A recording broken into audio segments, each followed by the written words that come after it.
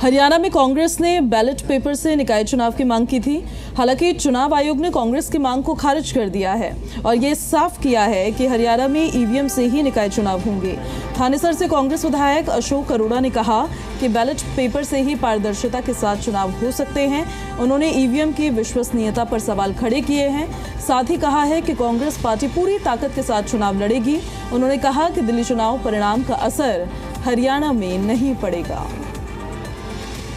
हरियाणा में 2 मार्च को नगर निकाय चुनाव होंगे और इसको लेकर कांग्रेस ने ये मांग उठाई थी कि जो चुनाव है वो बैलेट पेपर से होने चाहिए, ईवीएम से नहीं होने चाहिए। लेकिन चुनाव आयोग की ओर से इस मांग को नकार दिया गया है और अब चुनाव जो है वो ईवीएम से ही कराए जाएंगे। हमारे साथ कांग्रेस के वरिष्ठ नेता और थानेसर से विधायक अशोक अरोड़ा मौजूद हैं, इनसे बात करते हैं। सर, कांग्रेस की ओर से मांग उठाई गई थी बैलेट पेपर की, लेकिन चुनाव आयोग ने इस मांग को नकार दिया है, ईवीएम से ही चुनाव होंगे। क्या कहेंगे मांग जो उठाई गई थी?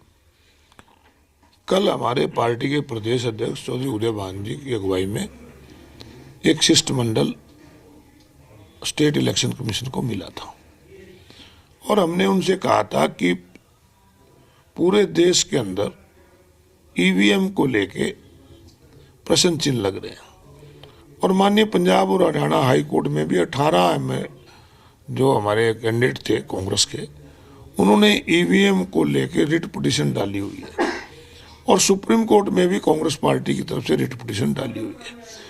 और आपके एक्ट में एक प्रावधान है, आपके पास ऑप्शन है कि आप बैलेट पेपर से भी करवा सकते हो और ईवीएम से भी करवा सकते हो। तो हम चाहेंगे कि चुनाव आयोग के ऊपर प्रश्न चिन्ह ना लगे, ईवीएम के ऊपर प्रश्न चिन्ह ना लगे, तो आप बैलेट पेपर पे इसको चुनाव कराओ। परंतु जैसे पहले ही लग रहा था कि वो तो जैसी सरकार कह रही है वैसे ही करेंगे, तो उन्होंने हमारी बात नकार दी। कोई बात नहीं। तो अब आप चुनाव की तैयारी जिस तरह से रणनीति बनाई गई थी उसी हिसाब से आगे तैयारी की जाएगी? ये चुनाव की तैयारी कांग्रेस पार्टी ने शुरू की हुई है। जिला वाइज प्रभारी लगाए हुए हैं, जिला वाइज लोकल लोगों को कन्वीनर लगा के जहाँ जहाँ चुनाव है वहाँ से जो लड़ने वाले उम्मीदवार हैं उनसे एप्लीकेशन ले रहे हैं। अब हाल ही में दिल्ली के चुनाव हुए और चुनाव परिणाम कांग्रेस के हिसाब से अच्छा नहीं आया, तो उसका सिर्फ देखते हैं कि हरियाणा में भी नगर निकाय चुनाव में देखने को मिलेगा। हर चुनाव का एक अलग इशू होता है। जहाँ देश का चुनाव होता है पार्लियामेंट का, राष्ट्रीय मुद्दों के साथ लड़ा जाता है।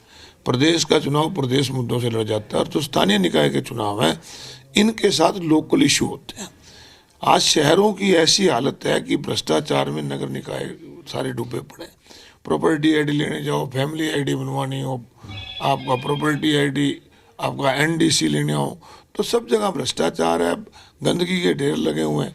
तो इन सब लोकल इश्यूज पे होते हैं जो वो दूसरे चुनाव पे असर नहीं डालते। और कई बार जो एमसी का चुनाव होता है, वहाँ का जो एमसी होता है वो पार्टी से भी ऊपर उठकर समाज के लोगों की सेवा करता है। तो फिर मैं मानता हूँ कि इस प्रकार के जो चुनाव हैं उस पर दूसरे किसी चुनाव का असर नहीं पड़ता। तो आपको क्या लगता है कि जो मुद्दे आप अभी बता रहे थे, आज अब मैनिफेस्टो कमेटी की बैठक भी है, तो उसमें इस तरह के मुद्दे ज़्यादा बनाए जाएंगे, मैनिफेस्टो में शामिल किए जाएंगे? और इसके अलावा कौन कौन से मुख्य मुद्दे जो हैं कांग्रेस पार्टी लेकर जाएगी लोगों के बीच? देखिए, पहला तो सबसे बड़ा तो जो है, जो अब हमारे स्थानीय निकाय के चुनाव है, स्थानीय मुद्दों को ही, क्योंकि अलग कमेटी जो आज मैनिफेस्टो कमेटी है, नहीं तो स्टेट के चुनाव तो अभी होके हटे हैं, उसमें स्टेट के इशू थे।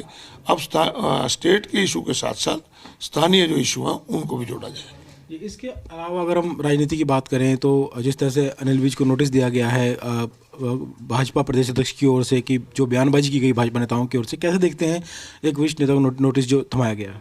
वैसे देखो, उनकी पार्टी का मामला है, पार्टी के प्रदेश अध्यक्ष ने उन्हें नोटिस दिया है, वो अपना जवाब देंगे।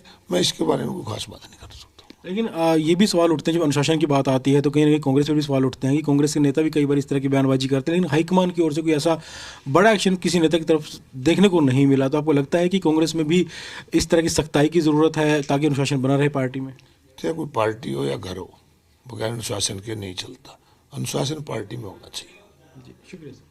तो ये थे कांग्रेस के वरिष्ठ नेता और थानेसर से विधायक अशोक अरोड़ा, जिन्होंने कहा कि हालांकि चुनाव आयुक्त की ओर से उनकी मांग को नकार दिया गया है, लेकिन इसके बावजूद जो तैयारी है कांग्रेस की वो चल रही है और शहरों से जुड़े हुए जो स्थानीय मुद्दे हैं उनको लेकर लोगों के बीच पार्टी जाएगी। वीडियो जर्नलिस्ट राहुल दीवान के साथ विजय राणा, जी मीडिया, चंडीगढ़।